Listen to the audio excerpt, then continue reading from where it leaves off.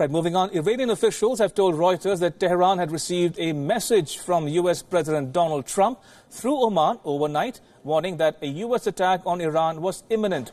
They spoke shortly after the New York Times reported that Trump had approved military strikes against Iran in retaliation for the downing of a U.S. surveillance drone, but called off the attacks at the very last minute.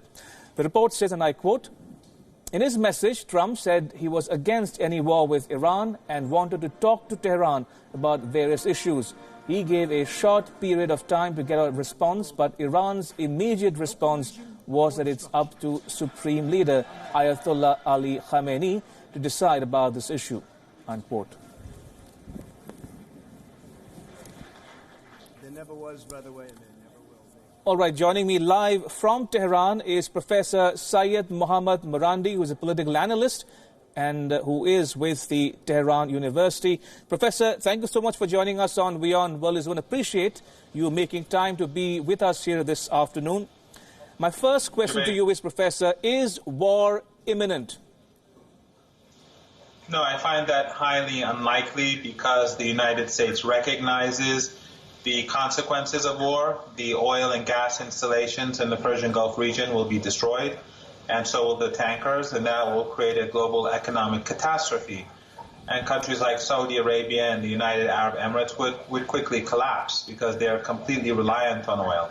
And these facilities cannot be protected. They'll just be destroyed in the crossfire. So I think the only possibility is either a small strike by the United States, which would also be a miscalculation because there may be some in the United States that think that the Iranian response will be a token response. But the Iranians have said very clearly and specifically that if there is a strike against Iran, Iran's response will be relentless and disproportionate. And the reason is because the Iranians want to make sure that the United States does not have any stomach for aggression, and so that it would recognize that it cannot win a war and that everyone would lose, but more importantly, the United States would definitely lose. Professor, are you any close to understanding why Donald Trump pulled back after authorizing the strikes on Iran? Well, we're not sure if he actually did authorize anything or not. The White House is always in a state of confusion, and Trump likes to pretend that he creates this state of confusion intentionally. But I think the Americans do recognize that Iran's defense capabilities are very significant. And the very fact that the most advanced U.S. drone that costed roughly $200 million was down by an Iranian-made surface-to-air missile is itself of great significance. It shows Iran's military capabilities. And the United States, though a superpower, but it recognizes that going to war with a powerful country like Iran would create hardship for the United States and at a time when the United States is already facing grave difficulties. The Iranians don't want war.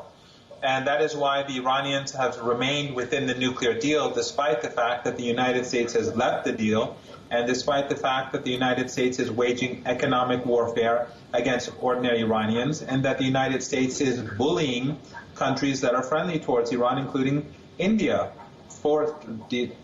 threatening India with punishment if they have anything to do with Iranian oil sales, for example. Right. Professor, if, as you say, war is not imminent, then the question is, are talks probable? Now, the American media is reporting that Trump has given Iran some time to make up its mind, but the Iranian side has responded by saying that it is up to Supreme Leader Ayatollah Ali Khamenei to take a decision on this. What's your sense of where Iran might go from here? Iran's position will definitely not change. The United States is behaving like a hostage taker. It is threatening to kill people if the Iranian government does not negotiate with the Americans. We have to remember that it is the Americans that left the negotiating table, not the Iranians.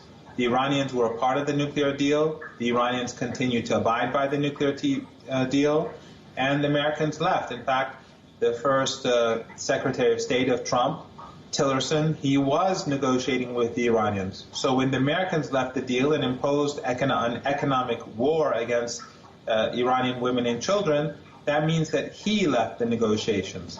And until the United States goes back to its commitments, there's really no reason for Iran to speak with the Americans. That would only be appeasement.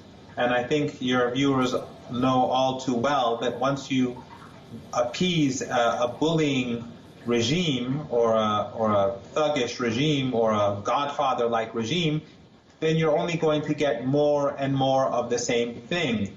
So the Iranians are being steadfast. They're being reasonable. That is why the Iranians even now continue to remain within the nuclear deal, despite the fact that the Americans have left and despite the fact that the Europeans have been in complete violation of the deal upon demands by Trump. All right, Professor Marandi, thank you so much for joining us on WION World is One. We're listening to Professor Syed Mohammad Marandi, who was joining us live from Tehran.